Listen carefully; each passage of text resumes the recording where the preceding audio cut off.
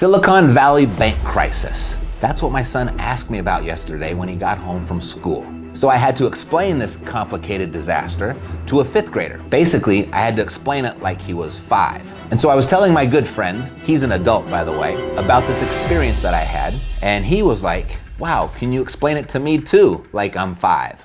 Okay, we'll give it a shot. Hey kiddos, let me tell you about what happened to Silicon Valley Bank. You've probably seen it on TV recently, right? And everyone seems to be talking about it, don't they? You see, Silicon Valley Bank, or SVB for short, is a bank that's been around for 40 years, but it recently went bankrupt because the people who run the bank didn't do a good job. And the people who make the rules for banks, called the Federal Reserve, didn't pay enough attention to the people that weren't doing a good job. Now, you might be wondering how this affects all the other banks in our country. Or maybe you're not, but you probably should be. You see, with interest rates going up and with so many of the banks doing business with each other, that could cause problems for the other banks too. And that has a lot of people very nervous.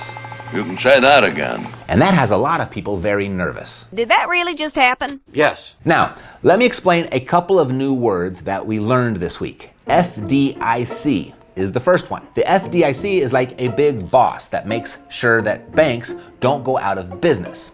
And if a bank does go bankrupt, they will give the bank's customers back their money, only up to $250,000. That's a lot of money. But if you have more than that in the bank, you might not get all of it back. The other word that we learned is a certificate of receivership. It's like an IOU that the bank gives you when they can't give you all of your money back. Now, it's not as good as having your money right away, but it's better than nothing. At least that's what they tell us. And maybe you know what I'm talking about. What happens to Silicon Valley Bank now? That's a good question. Well, obviously, they could use a helping hand, even though nobody really likes giving banks a helping hand. But the government did finally extend their hand to help. Sometimes you've got to do things you don't like. So why did the government have to help this bank? Well, it's kind of like when you're playing with dominoes and one falls and knocks down all the others. If the government didn't help, all the other dominoes, banks, might start falling too. That's called a contagion. That was another word that we learned this week,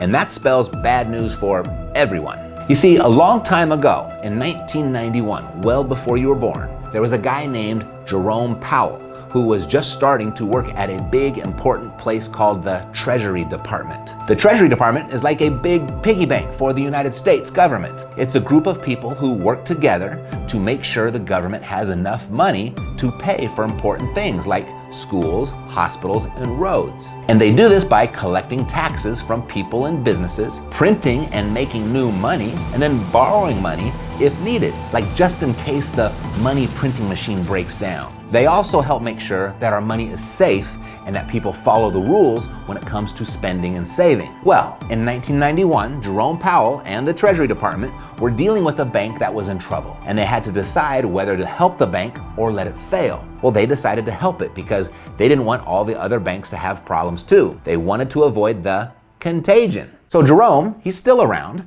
and he works at a bigger and more important place now. So he helped out Silicon Valley Bank, just like he did the other bank way back then. That was nice of him, wasn't it? Yes, that's very nice.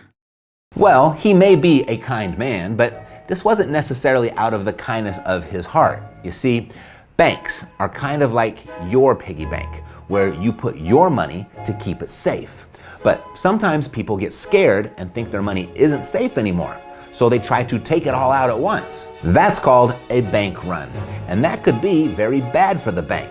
So when the government steps in and helps, they're trying to make people feel safe again, so they don't all rush to take their money out. In this story, some people with lots of money were trying to scare the government into helping Silicon Valley Bank. They said that if the government didn't help, there would be consequences. So the government decided to help, even though they didn't really want to do it. It kind of makes you wonder who's really in charge, doesn't it? Yes, it does.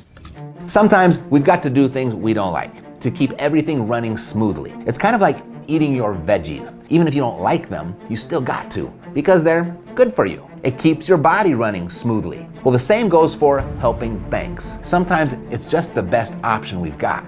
But it would be nice if we could find a way to make sure banks don't need help in the first place. so we don't have to keep eating those nasty vegetables. I mean, bailing out banks. Thanks for the visit. I'll see you next time. Take care.